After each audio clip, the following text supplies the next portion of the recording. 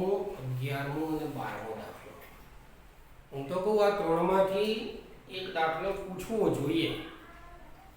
આ સિવાય પણ એક દાખલો તમને સ્વપ્રયત્ને ગણવા પણ આપીશું, પણ આ ત્રણનો બરોબર આપણે ગણીશું અને મજા લઈશું. ચલો 10મા દાખલાની રકમ અંદર આપેલી છે, તેમ છતાં મારે લખવી પડશે, પણ એને શોર્ટકટમાં પુસ્તકમાં બનાવીને લખીએ. ત્રણ પરિણામો છે: એની સાંદ્રતા, બીની સાંદ્રતા અને પ્રક્રિયા વેગ. આવું નહીં લખ્યું હોય, પણ તમારે એની સાંદ્રતા, બીની સાંદ્રતા અને પ્રક્રિયા વેગની જગ્યાએ r તરીકે લખેલું છે. કિંમતો મૂકી દઈએ. a માં છે 0.2, 0.2 અને 0.4. 0.2, 0.2 અને 0.4. 20, 20 ને 40 લખીએ. ઘણા આવો બી પ્રશ્ન કરે, સાહેબ ચોપડીમાં તો 0.20 લખ્યું, તમે તો 0.2 લખો. એટલે ભાઈ 0.2 લખો, 0.20 લખો, 0.200 લખો, હરખું જ થાય. ચલો નીચે 0.30, 0.10 ને 0.5. 0.30, 0.10, 0.05. પ્રક્રિયા વેગમાં 5.7 10 ની -5. 5.7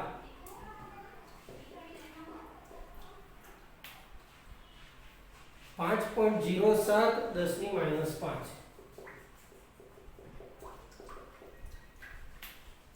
1.43 10 ની -4. હવે આવા દાખલામાં શું કરવું? તો પહેલા તો તમારે વિકલનીય વેગ સમીકરણ લખવાનું જાતે. વિકલનીય વેગ સમીકરણ પ્રક્રિયા વેગ બરાબર k. એની સાંદ્રતા ખબર નહીં તો એનો પ્રક્રિયાક્રમ x ને b નો y. x અને y આપણે આખા દાખલામાં શોધવાના.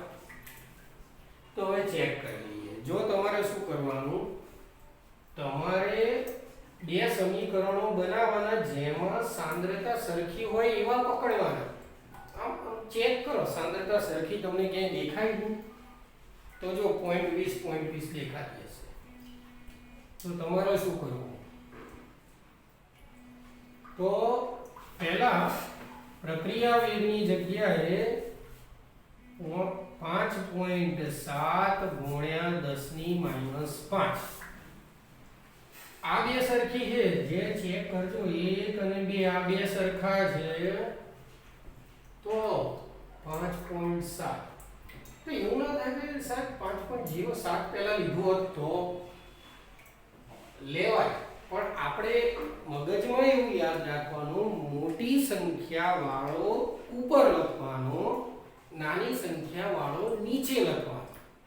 આ ધ્યાન રાખજો. આ 5.7 મોટા કહેવાય, નાના ઘાત સરખી બરાબર કે a વાળો કયો તો 0.20 ઉપર x, b 0.30 ઉપર y.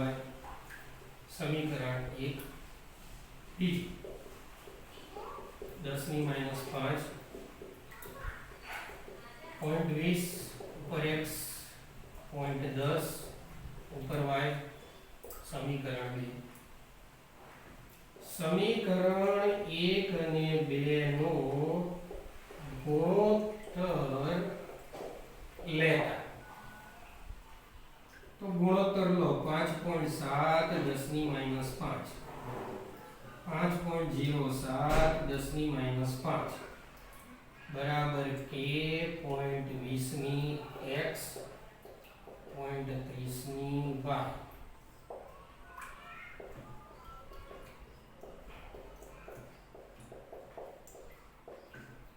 હવે આવડી ગયા.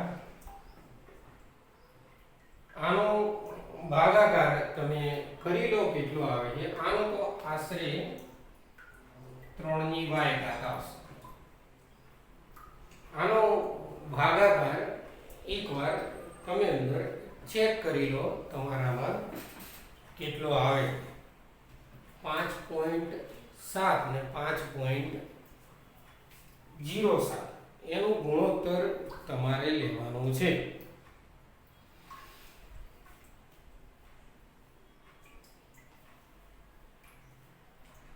કેલ્સીમાં આપણે કરી લઈએ 5.7 ભાગ્યા 5.07 લગભગ 1.124 આવો સામે લખવાનું 3 ની y.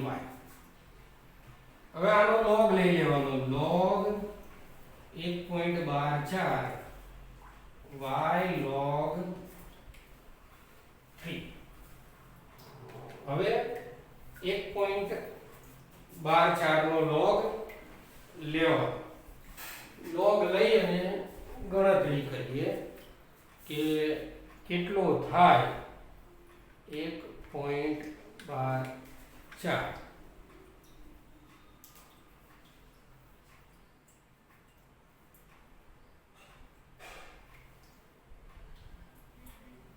આશરે 0.0507 કદાચ આટલો થશે, તમારે બી ચેક કરી લેજો.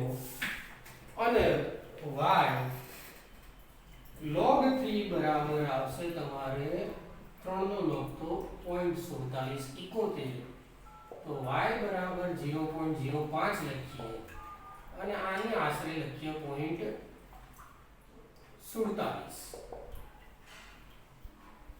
તો કદાચ આનો 0.05 ભાગ્યા 0.4771 તો 0.1 આવે. હવે 0.1 એટલે પૂર્ણાંક સંખ્યા ગણીએ ને આપણે તો કોની નજીક થાય? જેમ કે 5.9 લઈએ તો 6 ની નજીક થાય, 4.8 લઈએ તો 5 ની નજીક થાય, તો 0.1 કોની નજીક થાય? તો આશરે લગભગ 0 થાય. તો પછી b ની સાપેક્ષે પ્રક્રિયા ક્રમ બરાબર 0. એટલે એક વસ્તુ થઈ ગઈ. બાકી શું રહ્યું? બાકી રહ્યું a ની સાપેક્ષે પ્રક્રિયા ક્રમ. તો ગમે તે એક સમીકરણ આમાંથી લઈ લો. માની લો કે પહેલું જ ઉઠાઈ લઈએ આપણે આ 5.7 વાળું હતું. 5.7 10 ની -5 બરાબર કે 0.2 ની x 0.3 ની y. હવે તમને પેલું તો x વાળું પદ તો મળી જ ગયું છે કે એનો b ની સાપેક્ષે પ્રક્રિયા ક્રમ કેટલો છે? 0 આવી ગયું. વાત કઈ રહી? વાત હવે તમે આ એક સમીકરણ લીધું, હવે બીજું એકાદ લઈ જોઈએ તો એના ઉપરથી આપણને ખ્યાલ આવી જશે કે શું કરવું અને શું ના કરવું. બરોબર? ધારો કે આ બીજું સમીકરણ 4 વાળું લઈએ અથવા એનું એ જ ફરીથી તમે લેશો તો પણ એમાં x વાળું પદ તો ઉડી જશે. એટલે બીજું આવે y બીજું પદ. તો એમાં 1.43 ગુણ્યા 10 ની -4 છે. આપણે નિયમ એવો રાખ્યો હતો કે ભાઈ શું કરીશું? તો આપણે મોટી રકમ પહેલા લખીશું. તો આ 1.10 ની -4 વાળો ભાગ મોટો કહેવાય, એટલે એને પહેલા લખીએ. એને લખીએ તો શું આવશે? 1.43 10 ની -4 ભાગ્યા 5.7 10 ની -5.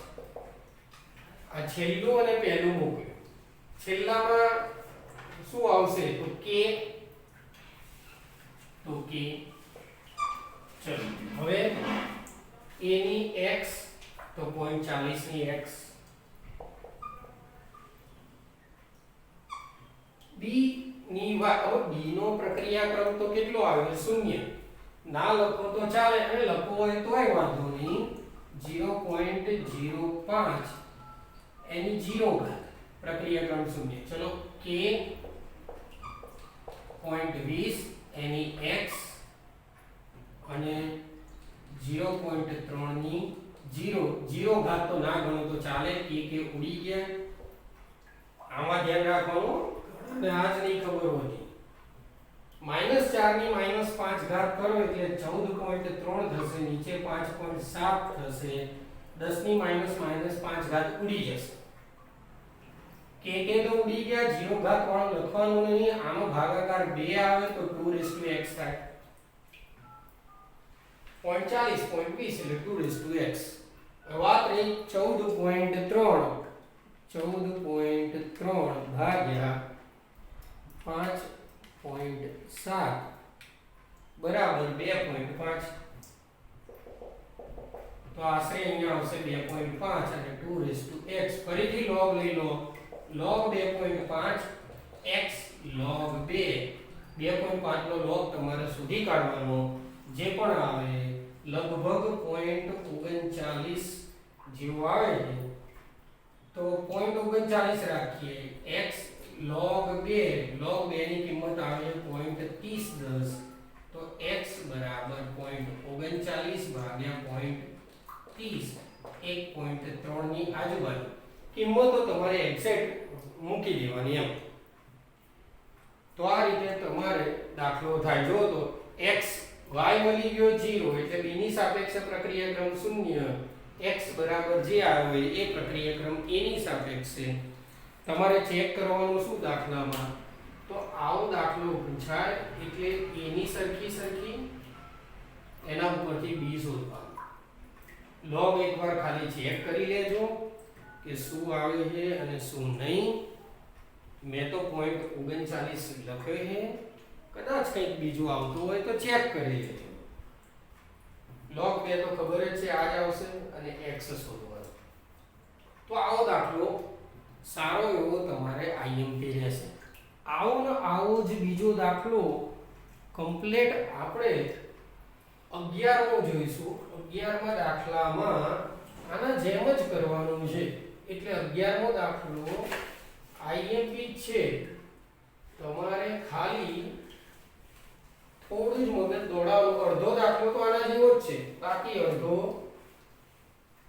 બીજી રીતે ગણીશું.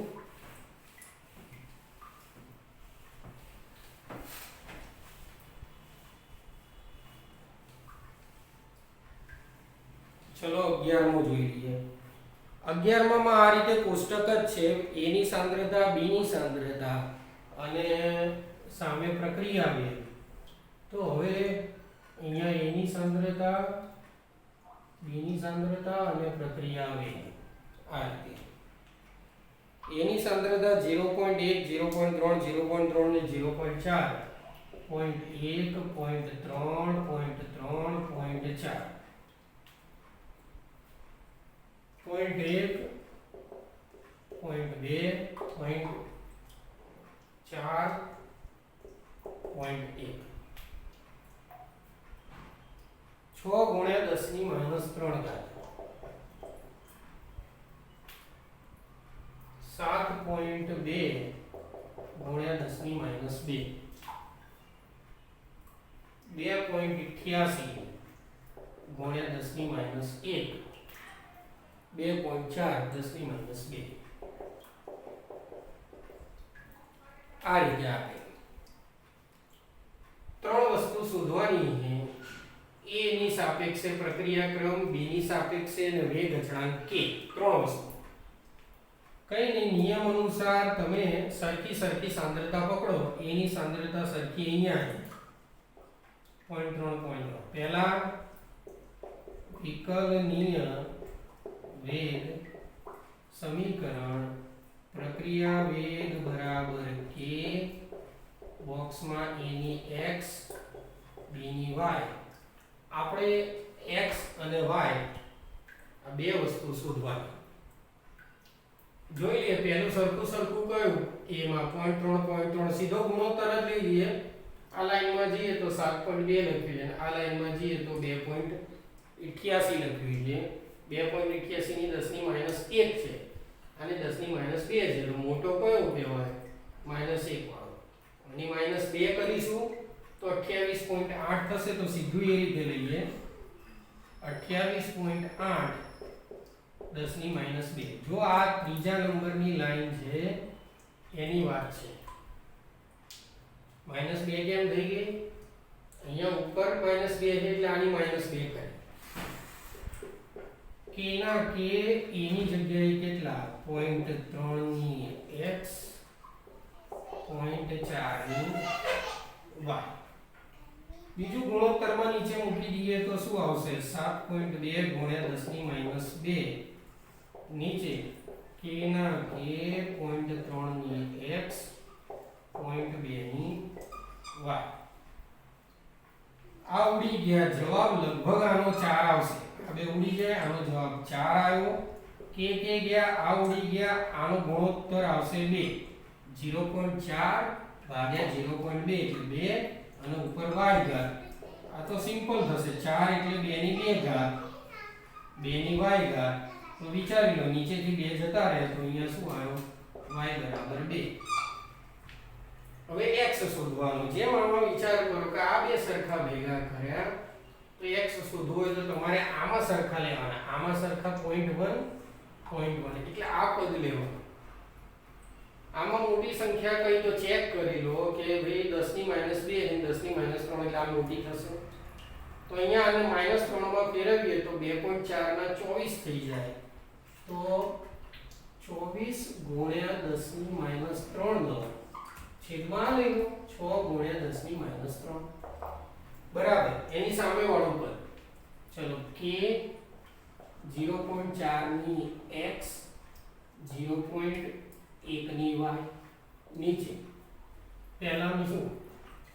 k 0.1 ની x 0.1 ની y સરખું ઉડી ગયું. 6 ચોકુ 24 4 0.4 ને 4 ની x વધશે. અહીંયા k ઉડી ગયા, આ પદ ઉડી ગયું. 4 ની 1 4 જવા દો તો x બરાબર શું થશે? 1 થશે. તો y બરાબર 2 x બરાબર 1 પડી ગયો. કુલ પ્રક્રિયાક્રમ લખી દો. કુલ પ્રક્રિયાક્રમ x + y 2 + 1 બરાબર 3. હવે વાત રહી k ની. તો ગમે તે તમને ગમે સમીકરણ લઈ લો. માની લો પહેલું જ ગમાડવાનું સહેલું જ છે એટલે તો પ્રક્રિયા વેગ બરાબર k a ની x b ની y. આ સૂત્ર મેં હતું એમાં પહેલાની કિંમત મૂકો. પહેલું કયું? 6 ગુણ્યા 10 ની -3 k a બરાબર કેટલા આયા? a ની કિંમત કેટલી? 0.1 b ની 0.1 0.1 x બરાબર 1 0.1 y બરાબર 2 10 ની -3 k. આ શું થાય? ખરેખર 10 ની -1 થાય. એની 1 ઘાત 10 ની -1 એની પાછી 2 ઘાત 6 ગુણ્યા 10 ની -3 બરાબર k ગુણ્યા 10 ની -3 10 ની -3 ઉડી ગયા. k બરાબર 6. પાછળ એકમ લખવાનો રહ્યો. એકમ માટે ફરી એકવાર યાદ કરો કે મોલ પ્રતિ લિટર 1 માઈનસ કેટલો પ્રક્રિયાક્રમ? 3. તો અહીંયા લખો 3 સેકન્ડ ઇન્વર્સ. તો 6 મોલની -2 લિટરની 2 અને સેકન્ડ ઇન્વર્સ. આ રીતનું થાય. તો આ તમારો 11મો અને IMP દાખલો. ફરી એકવાર ચેક કરી લેજો. સરખા પદો ઉડાડી દો. y મળી ગયો, x મળી ગયો. કુલ પ્રક્રિયાક્રમ ગમે તે સમીકરણ લેવાય. મેં પહેલું લીધું સહેલું હતું એટલે તમે ગમે તે લઈ શકો. તો આ તમારે 11મો. 12મો દાખલો આપણે તમને સ્વપ્રયત્ને ગણવાનો. થોડી હિન્ટ હું આપી દઉં બરોબર. તો એ તમારે કરવાનું રહેશે. જોઈ લઈએ. આમાં પણ એવું જ છે. a અને b ની સાંદ્રતા અને પ્રક્રિયા વેગ. તો શું કરવું શું નહીં બધું તમને કહી દઈએ એટલે તમે સ્વપ્રયત્ને ગણજો એને. પણ 100% 11મો દાખલો તમારે તૈયાર કરવો. કદાચ તો પરીક્ષામાં 11મો જ પૂછાશે. તેમ છતાં 0.1 ડેશ 0.4 ડેશ 0.1 0.2 0.4.2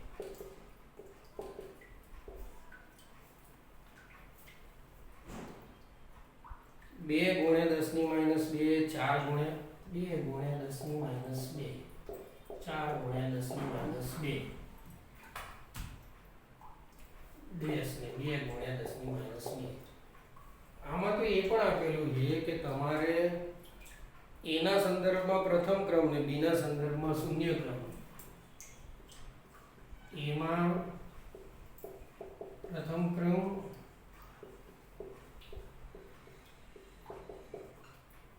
તો આ તો સહેલું થઈ ગયું પહેલું તો પ્રક્રિયા વેગ કે પ્રથમ ક્રમ એટલે ઉપર 1 ઘાત શૂન્ય ક્રમ એટલે b ની ઉપર 0 હવે આ એક તમારું મેન સમીકરણ છે કે તમારે જે કરવું હોય કરાય આની મદદથી પહેલું જો તો તમારે માની લો કે k શોધવો હોય તો પહેલી કિંમતો મૂકી દો 1 2 અને 3 તો k મળી જશે બીજામાં a શોધવાનું કીધું છે તો બાકી કિંમતો મૂકી દો એટલે પહેલા k શોધી કાઢો બરાબર પહેલા આની મદદથી k શોધવાની પછી આમાં બાકી બધી રકમો મૂકો એટલે પ્રથમ k શોધવો અને બાકી બધું મળી જશે સમીકરણ આ જ ઉપયોગ કરવાનો રહેશે બીજું એક પણ સમીકરણ આમાં નહીં આવે એટલે કોષ્ટક તમારે એ રીતે પૂર્ણ કરવાનું રહેશે ત્યારબાદ 13મા દાખલામાં t1/2 ગણવાનો છે એક જ ગણાઈ દઉં બાકી તમે સ્વપ્રયત્ને ગણી લેજો 13મો દાખલો પ્રથમ ક્રમ સૂત્ર k t1/2 નું સૂત્ર t1/2 બરાબર યાદ કરી લો પ્રથમ ક્રમમાં t1/2 નું સૂત્ર 0.693 k એમાં k બરાબર ગમે તે આપો માની લો k બરાબર 200 સેકન્ડ ઇન્વર્સ તો તમારે t1/2 લેવો હોય તો શું લેવાનું t1/2 0.693 200 જે જવાબ આવે તે સેકન્ડ અહીંયા મિનિટ આપ્યું હોય તો મિનિટ ને કલાક આપ્યો હોય તો કલાક ને વર્ષ આપ્યો હોય તો વર્ષ એ રીતે તમારે t1/2 શોધવાનું રહેશે આ તમારે હતો 13મો દાખલો 1 થી 13 દાખલાની પ્રેક્ટિસ તમારે કરવી IMP દાખલો કયો થશે બીજો થશે 9મો થશે 10મો 11મો 12મો બરાબર ફરી એકવાર અહીંયા લખી દઉં છું કે તમારે 2 9 10 11 12 આ દાખલાની પ્રેક્ટિસ ખાસ કરવી વધુ દાખલા પછી ફરીથી મોકલીશું